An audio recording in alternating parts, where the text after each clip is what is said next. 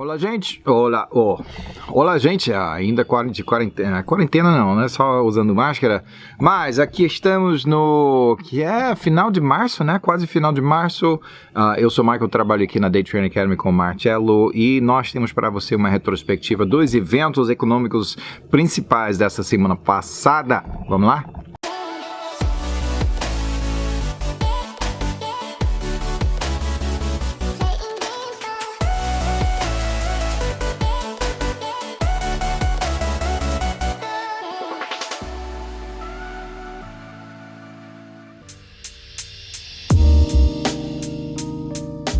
Bom, ações nos Estados Unidos subiram na segunda-feira e na terça, ações durante o turno europeu reagiram a mais restrições devido ao Covid na Alemanha, na abertura nos Estados Unidos, e no resto do dia ações continuaram a cair.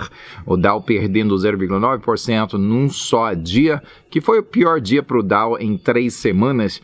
Quarta, continua a queda, investidores divertindo-se das ações de tecnologia em favor do setor de energia. É um processo que tem acontecido há tempo, agora há várias semanas, né?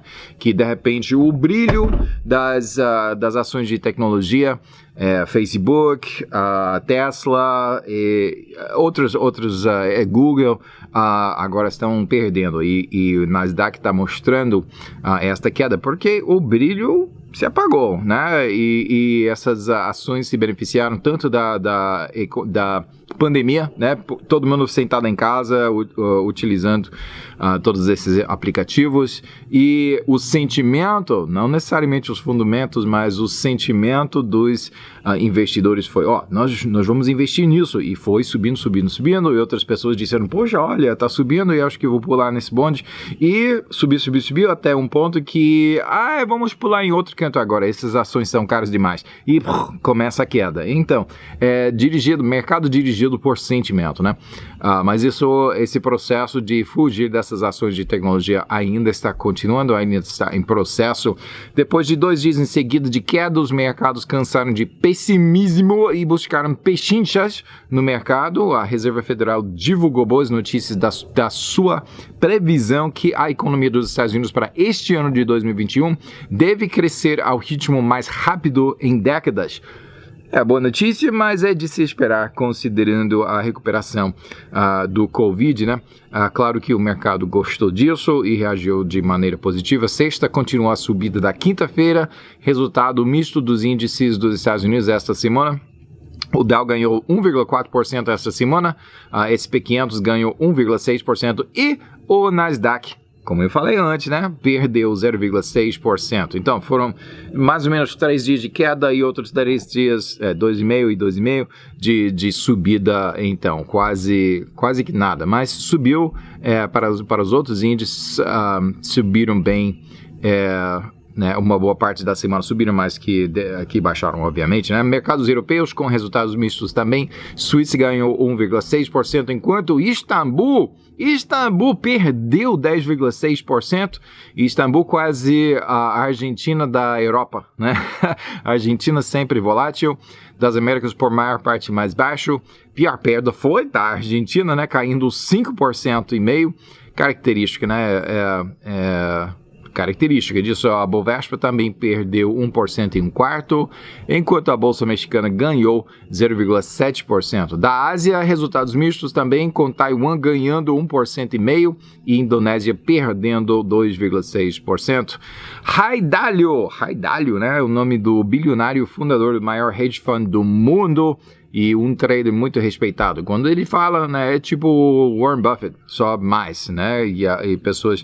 Warren Buffett é tipo daqueles antigos, né, tem respeito, né, mas é um pouco fora, ele é um pouco diferente, ele tem uns métodos um pouco diferentes dos traders hoje em dia. Ray Dalio um pouco mais perto, ele avisou essa semana que ele acha alta probabilidade que Bitcoin será banida pelo governo, né? Ray acha a situação da Bitcoin muito semelhante às circunstâncias por volta da proibição de ouro nos anos 1930, né? As pessoas não foram banidos de realmente possuir pessoalmente esse ouro. Foi perigoso demais, né? Tava cedendo o poder demais ao cidadão comum. Então, o governo baniu. É muito difícil imaginar-se de uma situação dessa, mas é semelhante. Realmente tem algumas semelhanças. Eu fui pintando nossa cozinha, por isso que eu tenho alguma tinta aqui nos dedos que ainda não saiu com sabão e água. Fidelity, um grande banco de investimentos, essa semana solicitou a aprovação da Securities and Exchange Commission dos Estados Unidos, que é regulador dos mercados, de todos os mercados, né, financeiros dos Estados Unidos, para lançar um ETF da Bitcoin, né? ETF, você sabe que é um Exchange Traded Fund, quer dizer que Bitcoin, aonde que você vai comprar, que é um pouco diferente, não é como ações, pessoas estão acostumadas em como ações funcionam, e Bitcoin funciona um pouco diferente. Com esse ETF,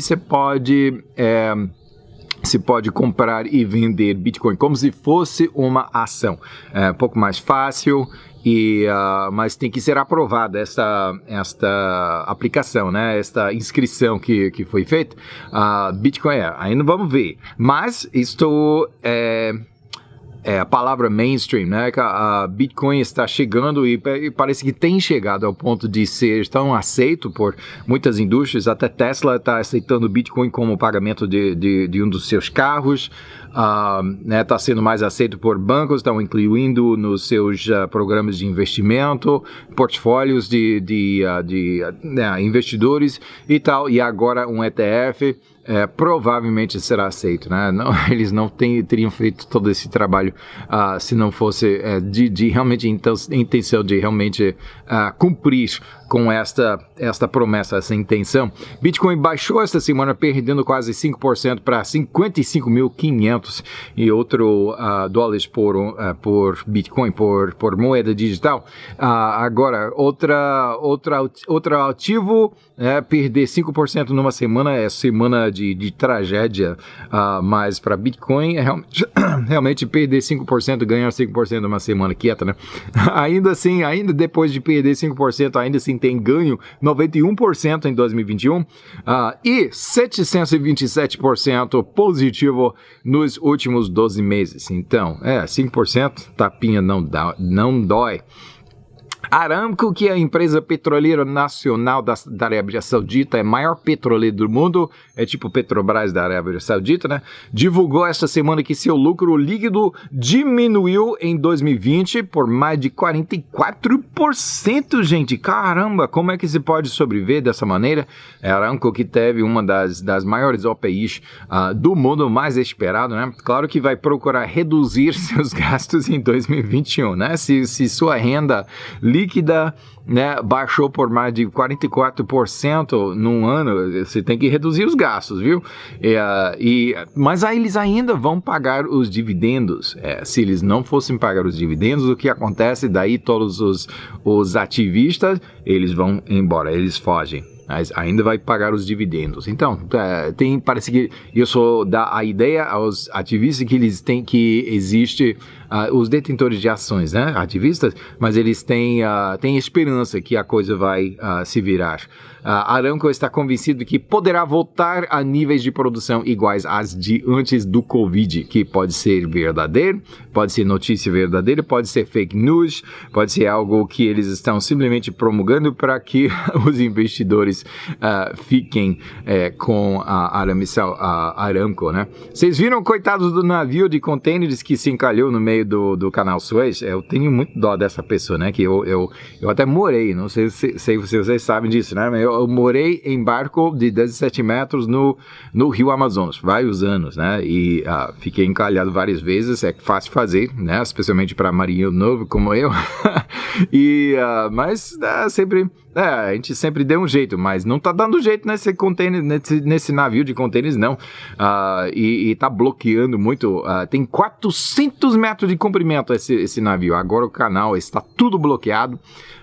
E navios petroleiros passam por aí para não terem que dar a volta pelo continente todo da África. Aliás, todos os navios que passam por aí estão poupando semanas de viagem, né? Ao invés de passar pela pelo continente todo de África, eles passam pelo Mar Vermelho, pelo Canal de Suez, entram no Mar Mediterrâneo e daí para o resto da Europa e norte da África, poupa muito tempo e dinheiro, né? E agora eles têm que ficar, eles estão pensando, agora poderíamos ter dado a volta, né? Em vez de esperar esse barco, esse navio ser cavado e tirado desse barranco de areia, né? Mas eles têm que ficar aí parados esperando. Há dezenas de navios engarrafados esperando poder passar pelo canal, custando centenas de milhões de dólares cada hora de espera. Petróleo dos Estados Unidos essa semana perdeu 2,2% para $60,07 o barril.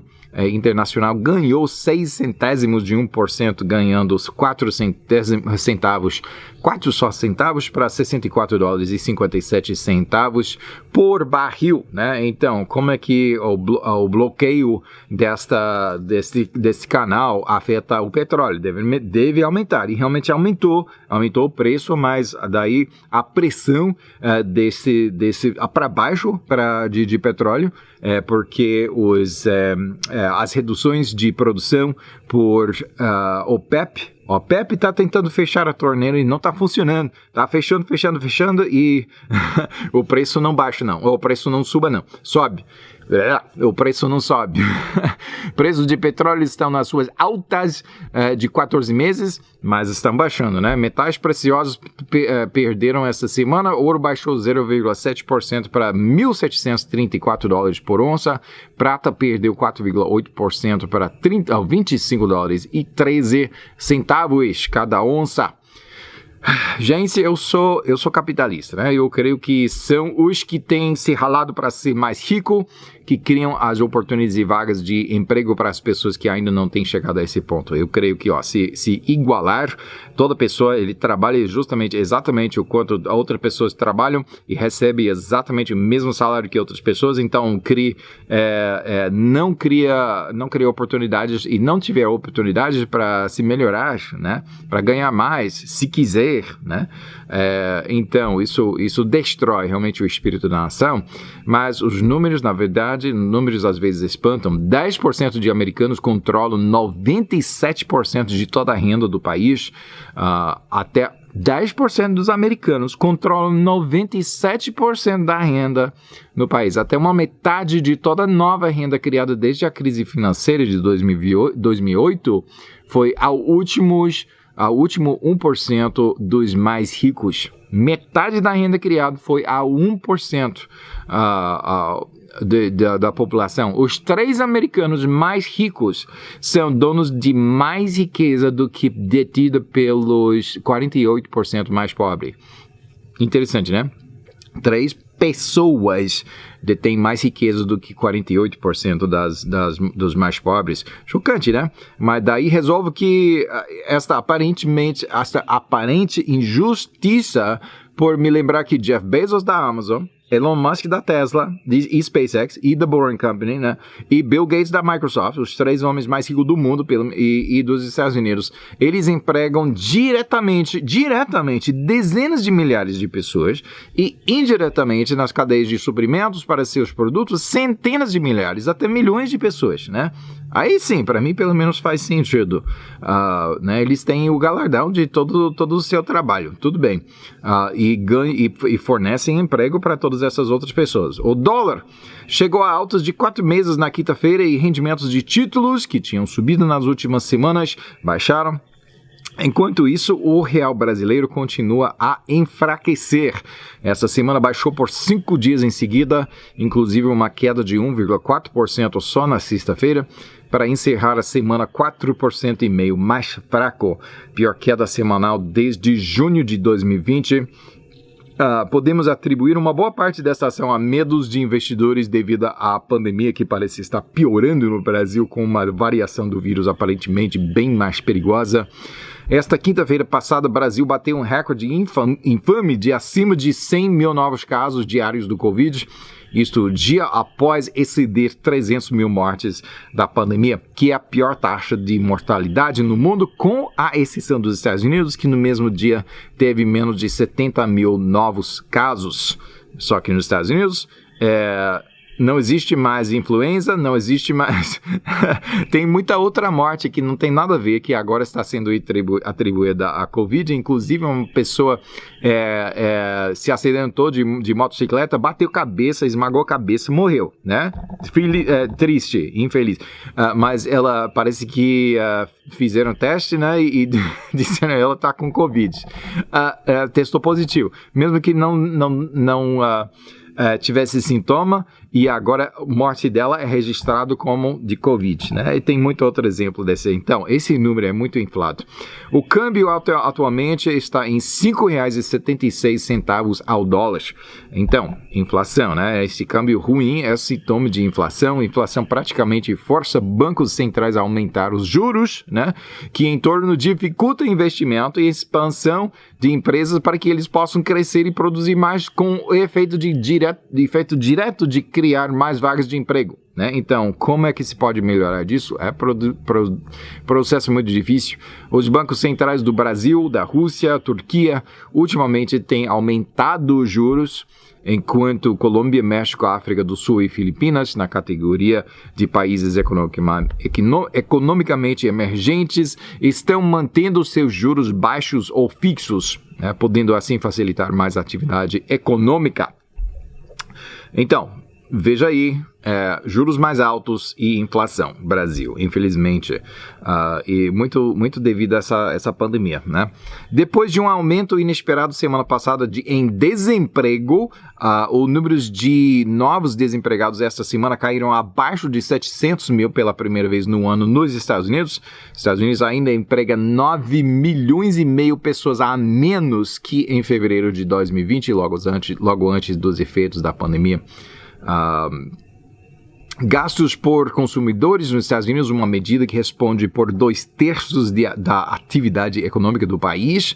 Então, muito importante essa medida, né? Gastos por consumidores caiu mais que esperado em fevereiro. Quer dizer que não está gastando, não tá virando a economia. É pior queda em 10 meses, quer dizer, pior queda desde os efeitos econômicos mais severos da pandemia entraram em vigor em março a abril de 2020.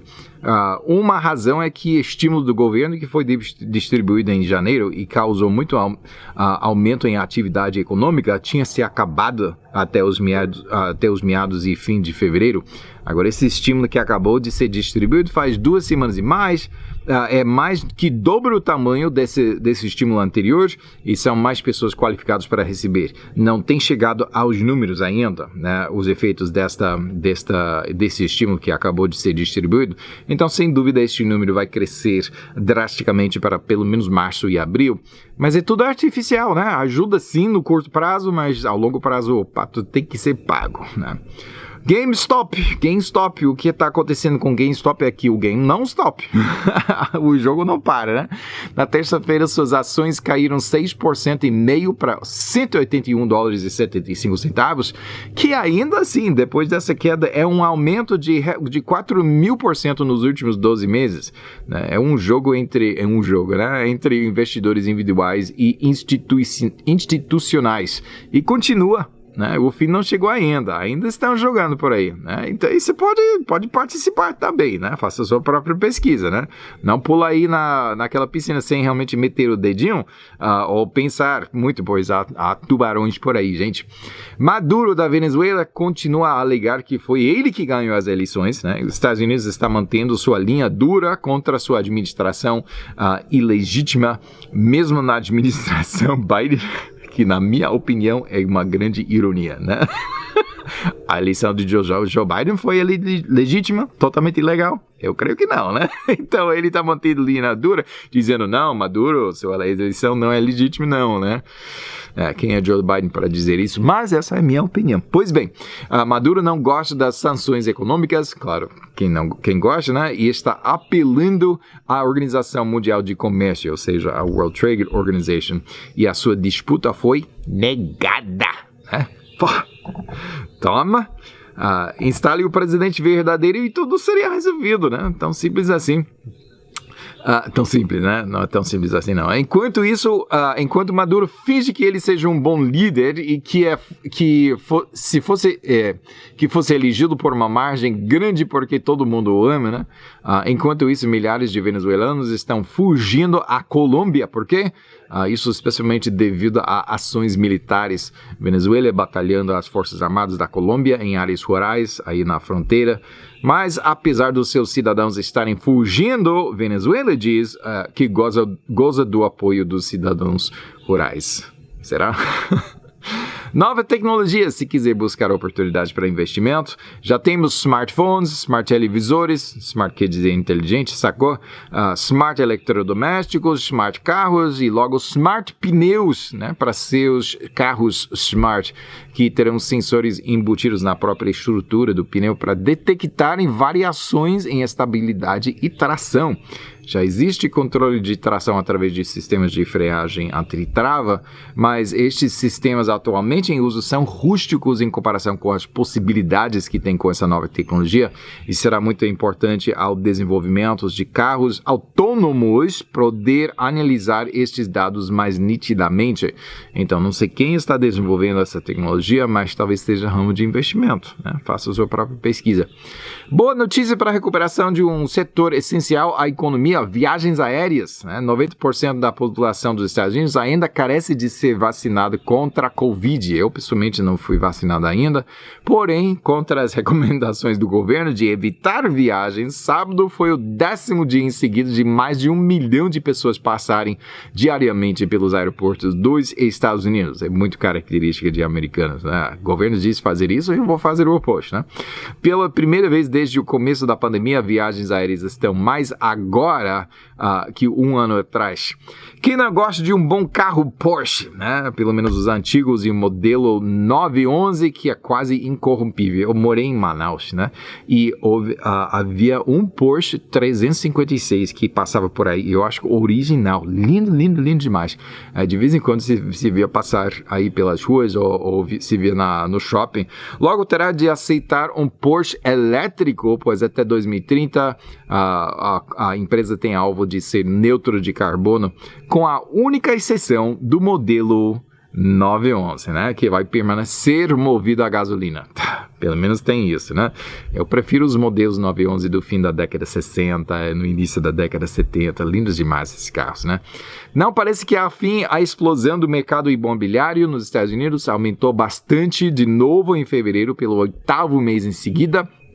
Enquanto isso, indústrias bem estabelecidas estão sendo abaladas por problemas bem modernas, né? General Motors, que tem suas raízes no próprio início de automóveis, aço, ferro fundido, borracha, couro, madeira, tudo isso, né? Carrocerias artesanais feitas à mão, personalizadas, mas agora a produção foi parada por falta de chips semicondutores, né? Tristes dias, né? Chanceler Angela Merkel da Alemanha divulgou restrições ainda mais severas para proteção contra a Covid por ainda mais um mês. Caramba, né? Logo depois, a reação geral alemã convenceu ela a dizer que não, eu não quis dizer isso, foi um erro, e acabou cancelando e retraiu a ordem, né? Coreia do Norte, falando em ser chato, né? Coreia do Norte, o game não stop, né? Só que o game é muito perigoso. Coreia do Norte lançou 2 mísseis balísticos perto demais a Japão. A aparência é que é só para desafiar e espantar. Tensões aumentam com isto justamente na temporada de preparos para os Jogos Olímpicos em Tóquio. Também bota pressão indireta na administração Biden para ver como ele vai ou não vai reagir. Vamos também ver como será a reação da China. Então, a reação da administração Biden à China, né, é drama. É tipo ter jovens moças em casa. Sempre pergunta como é que eu sei. Presidente Trump, depois de ser cancelado das Twitter e Facebook, vai iniciar o seu próprio plataforma de mídia social. Provavelmente dentro de 2 a 3 meses, há mais de 70 milhões de seus eleitores que sem dúvida se assinarão. Eu serei um, sem dúvida. Tem potencial de quebrar o monopólio de plataformas esquerdistas que vão cancelando conservadores, eliminando suas vozes da praça, né? Boa notícia isso, eu acho. Bom, só isso por enquanto. Boa semana para vocês. Tchau.